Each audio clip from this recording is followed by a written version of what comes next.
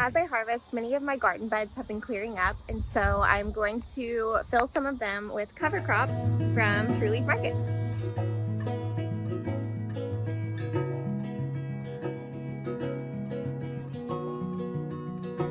True Leaf Market offers a wide variety of cover crops for various garden needs, and I chose the no-till mix because I primarily use no-till methods in my garden.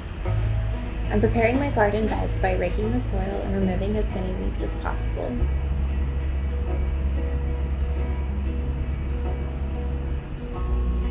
After scattering the seeds, I gently covered them with soil and gave them a good water to encourage them to germinate.